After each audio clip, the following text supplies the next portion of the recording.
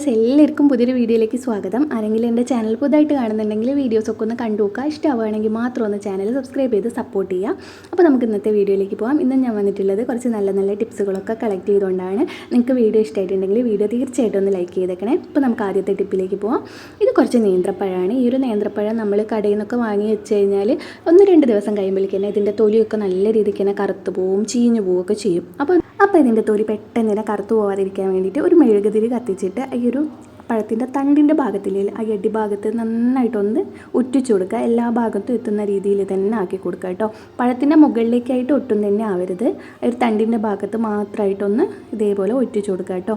അതിനുശേഷം നമ്മളിത് എവിടെയാണ് വെക്കുന്നത് അവിടെ വയ്ക്കുകയാണെങ്കിൽ ഏകദേശം 1-2 ആഴ്ചയൊക്കെ തൊലി കറുക്കാതെയും ചീഞ്ഞു പോവാതെയൊക്കെ കിട്ടും കേട്ടോ. ഇതിപ്പോൾ ഞാൻ നാട്ടിൽ നിന്ന് കൊണ്ടുവന്നതാണ്. അപ്പോൾ ഇവിടെ നേന്ത്രപ്പഴമൊന്നും കിട്ടില്ല. നമുക്കിത് ഇങ്ങനെ ചെയ്താലൊക്കെയാണ് ഇങ്ങനെ ചീഞ്ഞു പോവാതെ കിട്ടുള്ളൂ. അപ്പോൾ അടുത്തൊരു ടിപ്പിലേക്ക് പോവാം. ഇതേപോലെ നെയ്യൊക്കെ ഉണ്ടാവില്ലേ, ഇതിപ്പോൾ നെയ്യ് തീരാറായി. അങ്ങനെ നെയ്യൊക്കെ ഉണ്ടെങ്കിൽ നെയ്യ് നന്നായിട്ട് കട്ട പിടിച്ചിരിക്കും. അപ്പോൾ നമുക്ക് സ്പൂൺ കൊണ്ട് എടുക്കുമ്പോൾ അതിൻ്റെ അളവിനനുസരിച്ചിട്ടൊന്നും കിട്ടില്ല. കട്ട പിടിച്ച നെയ്യ് കുറച്ച് അധികമായിട്ട് വരുമല്ലോ. അങ്ങനെ വരുന്ന സമയത്ത് നമ്മൾ ഈ ഒരു നെയ്യ് എടുക്കാൻ ഉപയോഗിക്കുന്ന ഈ ഒരു സ്പൂണ് ഗ്യാസിൽ വെച്ചിട്ട് നന്നായിട്ടൊന്ന് ചൂടാക്കുക. അതിനുശേഷം ഈ ഒരു സ്പൂണ് വെച്ചിട്ട് ഈ ഒരു പാത്രത്തിൽ നിന്ന് ഇത് കോരി എടുക്കുകയാണെങ്കിൽ നമുക്ക് വേണ്ട അളവിന് തന്നെ ഈ ഒരു നെയ്യ് കിട്ടും കേട്ടോ. ഈ പെട്ടെന്ന് തന്നെ അത് ഈ ഒരു സ്പൂണിൻ്റെ ചൂട് കാരണം അത് ഉരുകിയിട്ട് നമുക്ക് വേണ്ട അളവിൽ തന്നെ കിട്ടും കേട്ടോ. അപ്പോൾ ഈ ഒരു ടിപ്പ് ഇഷ്ടമായിട്ടുണ്ടെങ്കിൽ വീഡിയോ ലൈക്ക് ചെയ്യാൻ കൂടെ മറക്കരുതേ. അപ്പോൾ കുപ്പീൻ്റെ അരികിലൊക്കെ പറ്റിപ്പിടിച്ചൊക്കെ കിടക്കുന്നത് നമുക്കിങ്ങനെ ലൂസാക്കിയിട്ട് മെൽറ്റ് ചെയ്തിട്ട് എടുക്കാൻ വേണ്ടി പറ്റും കേട്ടോ. അടുത്തൊരു ടിപ്പിലേക്ക് പോവാം. നമ്മൾ മീനൊക്കെ മുറിച്ച് കഴിഞ്ഞാൽ പ്രത്യേകിച്ചും മത്തി പോലെയുള്ള മീനൊക്കെ ആകുമ്പോൾ ഭയങ്കര ഒരു സ്മെല്ലായിരിക്കും കൈ. നമ്മൾ സോപ്പിട്ട് കഴുകിയാലൊന്നും കൈൻ്റെ ഒരു സ്മെല്ല് പോയില്ല. അപ്പം ഈ ഒരു കൈ നമ്മൾ മീനൊക്കെ വെട്ടിക്കഴിഞ്ഞിട്ട് അരികഴുകിയ വെള്ളം ഉണ്ടെങ്കിൽ അരികഴുകിയ വെള്ളത്തിൽ വെച്ചിട്ട് നന്നായിട്ടൊന്ന് കഴുകി മതി കേട്ടോ. അപ്പോൾ ഈ സ്മെല്ലൊക്കെ നല്ല രീതിക്ക് തന്നെ പോവും. സോപ്പ് ഉപയോഗിക്കേണ്ട കാര്യമൊന്നുമില്ല. അടുത്തൊരു ടിപ്പിലേക്ക് പോവാം.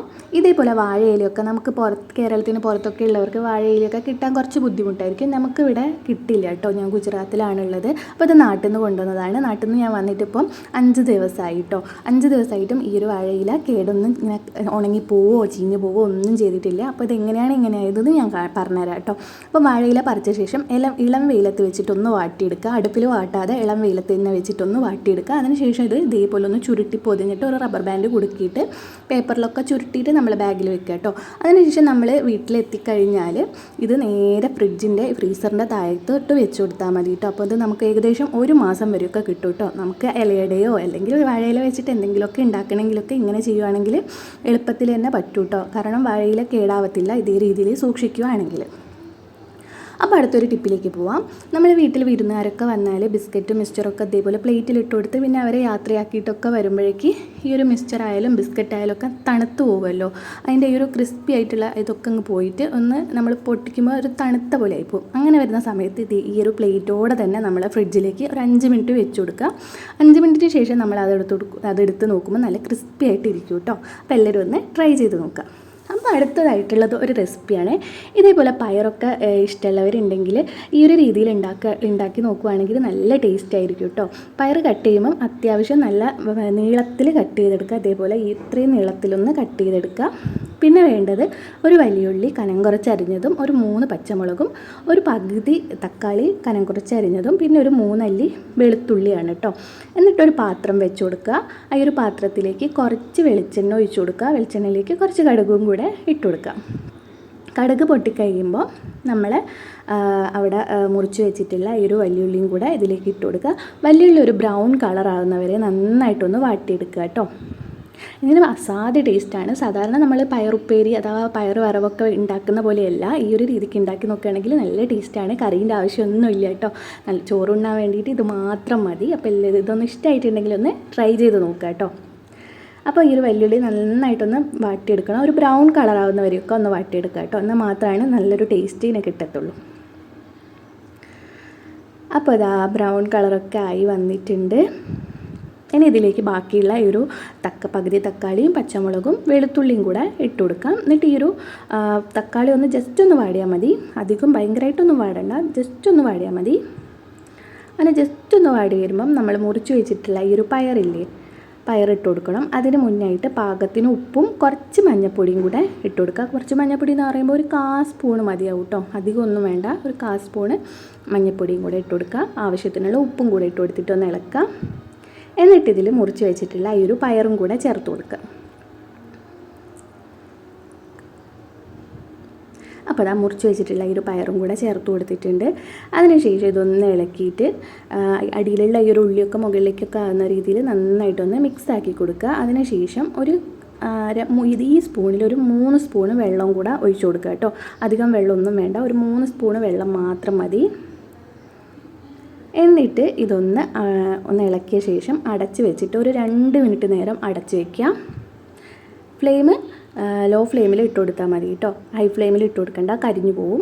ലോ ഫ്ലെയിമിൽ ഇട്ട് കൊടുക്കാം. ഒരു 2 മിനിറ്റ് മാത്രം മതി. ആ 2 മിനിറ്റ് കഴിഞ്ഞാൽ നല്ല ടേസ്റ്റ് ആയിരിക്കും കേട്ടോ. കറിവേപ്പില ഉണ്ടെങ്കിൽ കറിവേപ്പിലയും കൂടെ ഇട്ട് കൊടുക്കുക. അപ്പോൾ അതാ 2 മിനിറ്റ് കഴിഞ്ഞിട്ടുണ്ട്. നമ്മൾ പയറൊക്കെ നന്നായിട്ട് വെന്ത് വന്നിട്ടുണ്ട്. അതേപോലെ തന്നെ ഉള്ളിയൊക്കെ അതിലേക്ക് നന്നായിട്ട് പിടിച്ച് വന്നിട്ടുണ്ടെങ്കിൽ അസാധ്യ ടേസ്റ്റാണ് കേട്ടോ. അപ്പോൾ എല്ലാവരും ഒന്ന് ഇത് ട്രൈ ചെയ്ത് നോക്കുക. ഇഷ്ടമായിട്ടുണ്ടെങ്കിൽ ചോറുണ്ണാൻ ഇത് മാത്രം മതി.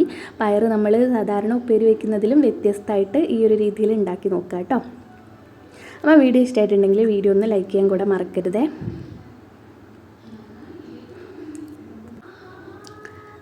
ഇനി നമുക്ക് അടുത്തൊരു ടിപ്പിലേക്ക് പോവാം. ഇതേപോലെ നമ്മൾ ചോറൊക്കെ വെച്ച് കഴിഞ്ഞാലും അതേപോലെ എന്തെങ്കിലും ഉപ്പേരിയൊക്കെ കഴിഞ്ഞാൽ എണ്ണയൊക്കെ ഈ ഒരു ഗ്യാസിൻ്റെ മുകളിലേക്ക് ആയിട്ടുണ്ടാവുമല്ലോ. അപ്പോൾ സോപ്പില്ലാതെ തന്നെ ഒരു പിഞ്ചളവിൽ പേസ്റ്റ് ഈ ഒരു ഗ്യാസിൻ്റെ ഒരു മുകളിലേക്ക് ആക്കി കൊടുക്കുക. എന്നിട്ട് എന്തെങ്കിലും ഒരു സ്ക്രബ്ബർ വെച്ചിട്ട് നന്നായിട്ടൊന്ന് തേച്ച് കൊടുക്കുക കേട്ടോ. വെള്ളമൊന്നും വേണ്ട. ഇതേപോലെ നന്നായിട്ടൊന്ന് തേച്ച് കൊടുക്കുമ്പോൾ തന്നെ അതിൻ്റെ മുകളിൽ എല്ലാ രീതിയിലുള്ള അഴുക്കും അങ്ങ് പോയി കിട്ടും കേട്ടോ. എങ്ങാനും ഇപ്പോൾ സോപ്പൊന്നും ഇല്ലെങ്കിൽ ഇങ്ങനെ ചെയ്ത് നോക്കുക കേട്ടോ. സോപ്പ് ഉപയോഗിക്കുന്നതിലും കുഴപ്പമില്ല. ഇത് ഞാനൊരു ടിപ്പ് എന്നുള്ളതിൽ പറഞ്ഞത് മാത്രമാണ്. അപ്പോൾ ഇതാ നന്നായിട്ട് എല്ലായിടെയും ഒന്ന് തേച്ചിട്ടുണ്ട്. ഇനി ഒരു തുണി ഉപയോഗിച്ചിട്ട് ഇതൊന്ന് തുടച്ചെടുക്കുക കേട്ടോ.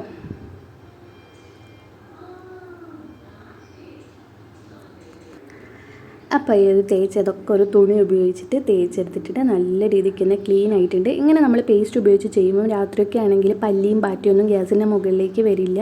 അതുപോലെ ഗ്യാസിന് നല്ലൊരു അടുപ്പും പുതുപുത്തനായിട്ടിരിക്കും, നല്ലൊരു തിളക്കവും കൂടെ കിട്ടും കേട്ടോ. പിന്നെ അടുത്തതായിട്ട് നമ്മൾ ഈ ഒരു ബർണർ എപ്പോഴും വെള്ളം ഉപയോഗിച്ച് ക്ലീൻ ചെയ്യാൻ പാടില്ല, പെട്ടെന്ന് തുരുമ്പ് പിടിച്ചു പോകും. അപ്പോൾ നമ്മൾ സോപ്പിലും അതേപോലെ വിനാഗിരി അതേപോലെ ഹാർപ്പിക്കിലൊക്കെ ഇട്ട് ക്ലീൻ ചെയ്യത്തില്ലേ, അങ്ങനെ എപ്പോഴും ക്ലീൻ ചെയ്യാൻ പാടില്ല.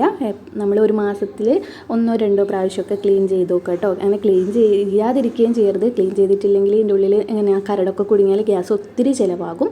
അപ്പം ഒരു സിറിഞ്ച് ഉണ്ടെങ്കിൽ ഈ ഒരു ഹോൾസിലൊക്കെ എന്തെങ്കിലും കരടൊക്കെ കുടുങ്ങിയിട്ടുണ്ടെങ്കിൽ നമ്മൾ സിറിഞ്ച് വെച്ചിട്ട് വെള്ളം ഇങ്ങനെ അടിച്ചു കൊടുക്കുമ്പോൾ ഈ ഒരു വെള്ളത്തിൻ്റെ ഒരു ഫോഴ്സ് കാരണം ഇതിനകത്തുള്ള കരടൊക്കെ അങ്ങ് തെറിച്ച് പോകും കേട്ടോ. അങ്ങനെ എപ്പോഴെങ്കിലും ഒക്കെ ഒന്ന് ചെയ്ത് നോക്കുക. ഇങ്ങനെ ഒരു സിറിഞ്ച് ഉണ്ടെങ്കിൽ ഇതിൻ്റെ അകത്തുള്ള ഈ ഒരു കരടൊക്കെ നമുക്ക് എളുപ്പത്തിൽ തന്നെ പോയി കിട്ടും കേട്ടോ. അതേപോലെ തന്നെ ഈ ഒരു ഹോൾസിലൊക്കെ എന്തെങ്കിലും കരട് കുടുങ്ങിയാൽ ഈ ഒരു ഭാഗത്ത് തീ കത്തില്ല. തീ കത്താത്തിരിക്കുമ്പം ഈ ഒരു ഭാഗത്തൂടെ ഗ്യാസ് നന്നായിട്ട് പുറത്തേക്ക് പോവുകയും ചെയ്യും കേട്ടോ. അപ്പോൾ ഈ ഒരു എല്ലാ ടിപ്പും എല്ലാവർക്കും ഇഷ്ടമായി എന്ന് വിചാരിക്കുന്നു. ഇഷ്ടമായിട്ടുണ്ടെങ്കിൽ വീഡിയോ ലൈക്ക് ചെയ്യാൻ മറക്കരുത്. താങ്ക്